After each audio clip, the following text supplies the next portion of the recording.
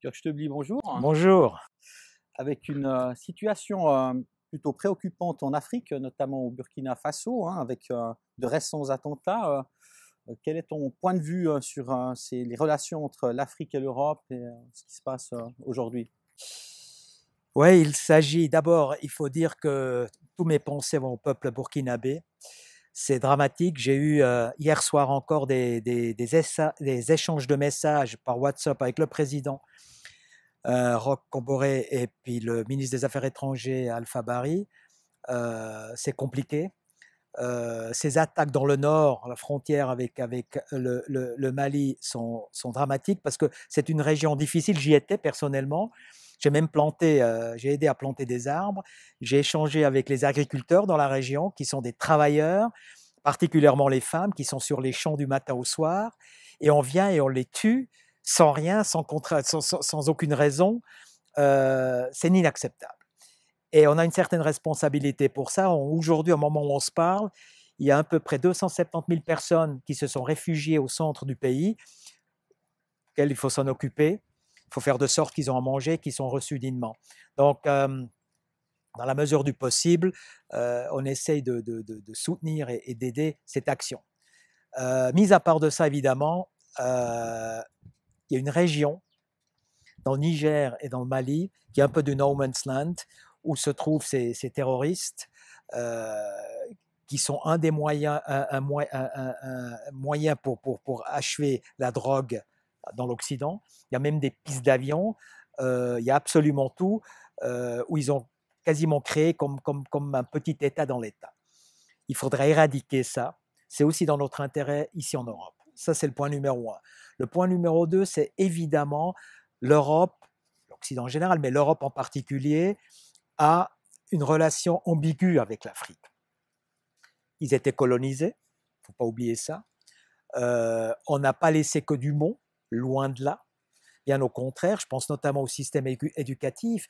Dans les pays francophones, tout le monde fait un bac, ça ne sert à rien.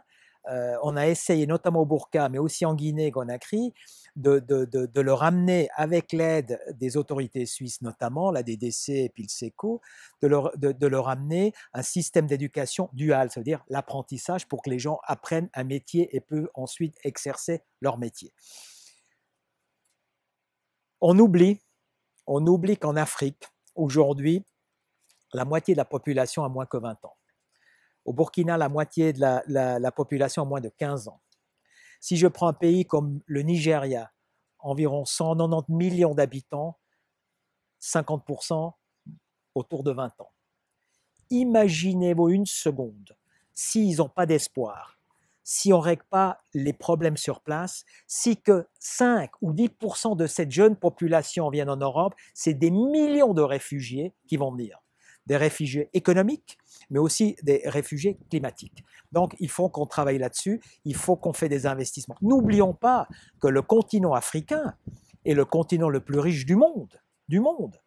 Mais au lieu de les exploiter, mettons le commerce équitable et faisons de sorte que les miniers doivent faire la première transformation industrielle dans le pays pour créer des jobs, pour créer un transfert de know-how et ensuite pour donner de la prospérité. Malgré cette situation, au contraire de notre société où nous abolissons gentiment la classe moyenne, ils sont en train de construire une.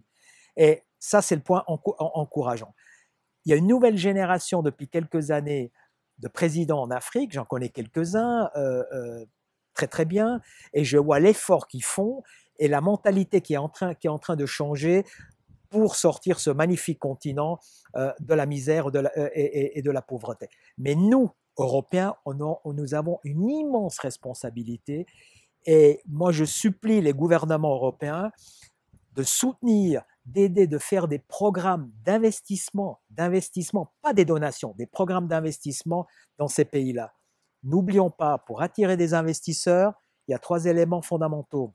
1, stabilité politique, on peut y contribuer. 2, il faut que ce soit des États de droit. Ils demandent que ça, qu'on leur transfère du know-how, qu'on leur montre comment ça fonctionne. Et troisièmement, les infrastructures, ça, on peut aussi y contribuer. Donc, sur le plan social, sur le plan économique, et pour éviter un certain nombre de problèmes, il faut qu'on travaille d'une autre manière avec les pays africains.